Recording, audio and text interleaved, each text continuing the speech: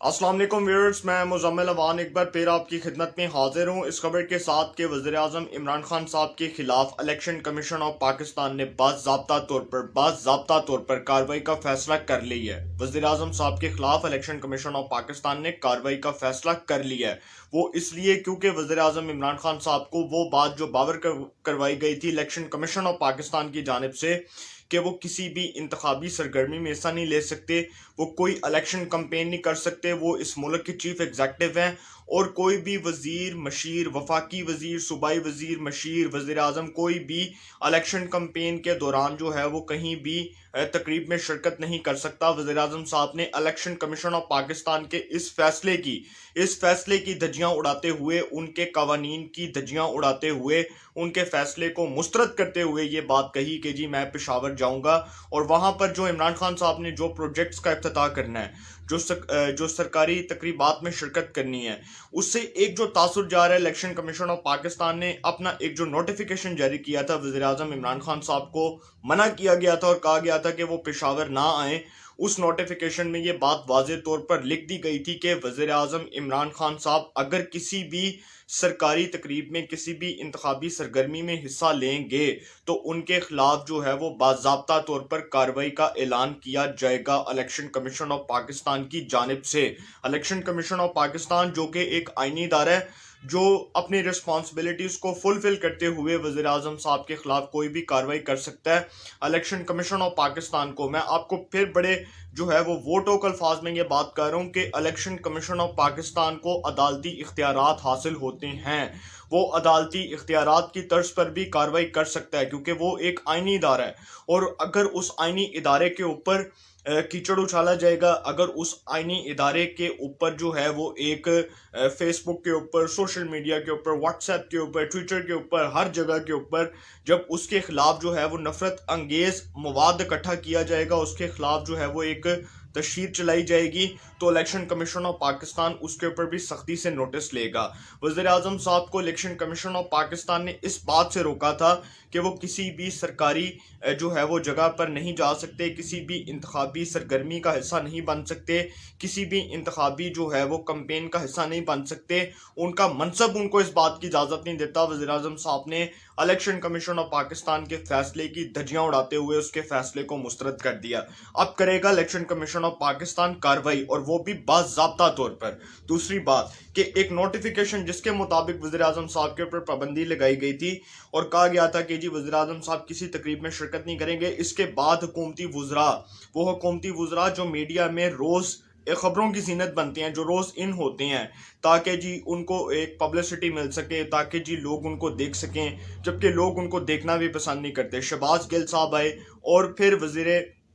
वो जो सूबाई वजीर हैं खैबर पख्तूनख्वा के कामरान बंगश साहब, इन दोनों ने जी अपने बयानात में कहा कि जी इलेक्शन कमीशन ऑफ पाकिस्तान ये फैसला नहीं कर सकता। वज़ीर आज़म साहब जब पेशावर आ रहे हैं तो उनका मकसद किसी भी इंतखाबी सरगर्मी में हिस्सा लेना नहीं है, बल्कि वो किसी और तर्ज के ऊपर जो है वो पेशावर में आ रहे हैं और वो कुछ प्रोजेक्ट्स का इफ्तिताह करने आ रहे हैं। कुछ प्रोजेक्ट्स जो हैं उसका इफ्तिताह करेंगे और उसके बाद वो चले जाएंगे। तो हर चीज़ को सियासी रंग ना दिया जाए। इलेक्शन कमीशन ऑफ पाकिस्तान को हत्वे तनकीद का निशाना बनाते हुए हुकूमती वुज़रा ने एक बार फिर Sikandar Sultan Raja, chief election commissioner Sikandar Sultan Raja को टारगेट किया और इलेक्शन कमीशन ऑफ पाकिस्तान को टारगेट किया। इट मीन्स कि जो टारगेट वो कर रहे हैं उस टारगेट की बेस के ऊपर वो चाहते हैं कि इलेक्शन कमीशन ऑफ पाकिस्तान के ऊपर दबाव डाला जाए, उनको जो है वो एक टारगेट के तौर पर उनके ऊपर इतना उनको प्रेशराइज्ड कर दिया जाए कि वो वज़ीर आज़म साहब के खिलाफ कोई जो है वो बयान तक ना दें। लेकिन ऐसा नहीं होगा क्योंकि सिकंदर सुल्तान राजा साहब जो चीफ इलेक्शन कमिश्नर हैं, बड़े अपराइट बंदे हैं, बहुत क्वालिफाइड बंदे हैं,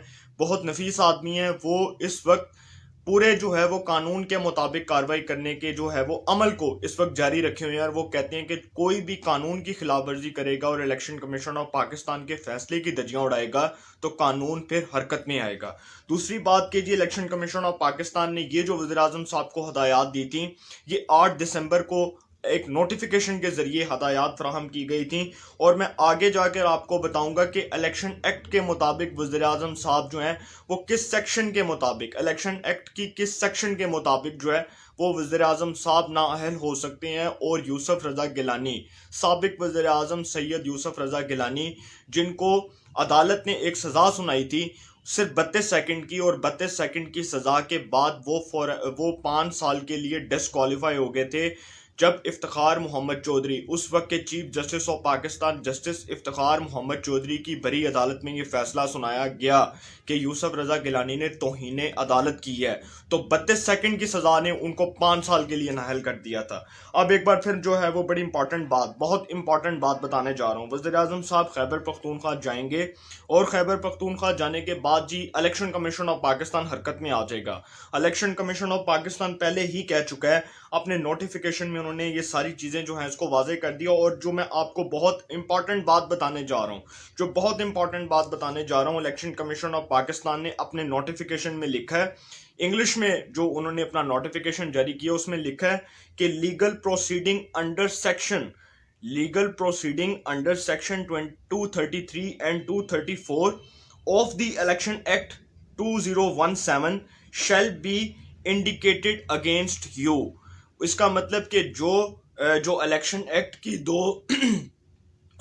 ایکٹ کی جو ترمیم ہے 2017، الیکشن ایکٹ 2017 کی جو ترمیم ہے اس کا جو سیکشن ہے 233 اور جو 234 ہے، اس کے مطابق وزیر اعظم صاحب کے خلاف کارروائی کا فیصلہ کیا گیا ہے۔ اور دوسری بات کہ انتخابی قواعد کی خلاف ورزی کے اوپر جو ہے وہ وزیر اعظم صاحب کے خلاف جو ہے وہ سیکشن 233 اور 234 الیکشن ایکٹ 2017 کے مطابق کارروائی کی جائے گی۔ اٹ مینس کہ اب وزیر اعظم صاحب جو ہیں ان کے لیے ایک بہت بڑی مشکل پیدا ہو چکی ہے۔ دوسری بات کہ یوسف رضا گیلانی صاحب کی میں بات کر رہا تھا، یوسف رضا گیلانی کو جی